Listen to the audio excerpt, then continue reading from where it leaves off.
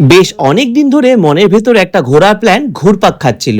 অবশেষে আজ সেই অপেক্ষার অবসান। আমাদের গন্তব্য রবীন্দ্রনাথের স্মৃতি বিজড়িত লালমাটির দেশ বোলপুর শান্তিনিকেতন। ঘড়িতে তখন 7:40। শিয়ালদা থেকে ছাড়লো আমাদের উত্তরবঙ্গ এক্সপ্রেস।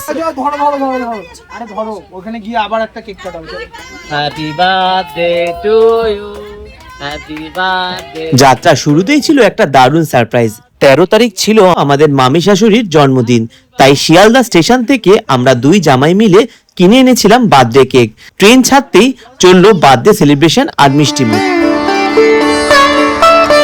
যেহেতু খুব বেশি ঘন্টা জার্নি নয়, তাই পুরো সময়টাই কাটলো চুটিয়ে আড্ডা আর খাওয়া দাওয়াতে, সাথে ব্লুটুথে গান আর আনন্দ। কখনো ঝালমুড়ি মাখা, কখনো গরম ডিম সেদ্ধ, আবার কখনো ধোয়া ওটা কফি।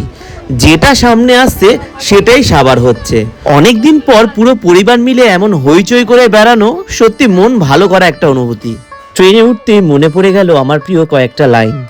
রেলগাড়ির কামরায় হঠাৎ দেখা, ভাবিনি সম্ভব হবে কোনোদিন।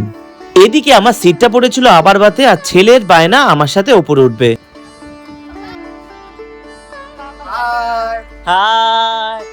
রাত তখন প্রায় 10:30। ট্রেন এসে থামলো বোলপুর শান্তিনিকেতন স্টেশনে। নামতেই রাতের খোলা হাওয়ায় মনটা এক নিমেষে সতেজ করে দিল। আসার সময় ট্রেনে আমরা অনেকক্ষণ বর্ষার বৃষ্টি এনজয় করলাম। এই শহরটা এত শান্ত আর নিরিবিলি যে টোটো ছেড়ে এই মেট্রো পথ ধরে হেঁটে যেতেও মন চাইছিল। বৃষ্টির পথ, ঠান্ডা ঝোড়ো হওয়া শান্তিনিকেতনের ইমেজটা একদম আলাদা করে দিয়েছিল। স্টেশন থেকে হোটেল পর্যন্ত প্রতি টোটোর ভাড়া ছিল 200 টাকা। অবশেষে আমরা পৌঁছালাম হোটেল বসুন্ধরায়। চারপাশটা যেন অদ্ভুত শান্ত।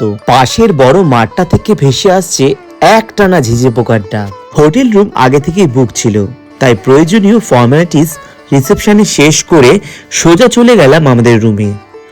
ওঠার আগে চলুন দেখিয়ে দিই রাতের বেলার এই হোটেলের পরিবেশ। চারপাশ দিয়ে ঘেরা সুন্দর বিল্ডিং আর মাঝখানে একটা মিষ্টি বাগান।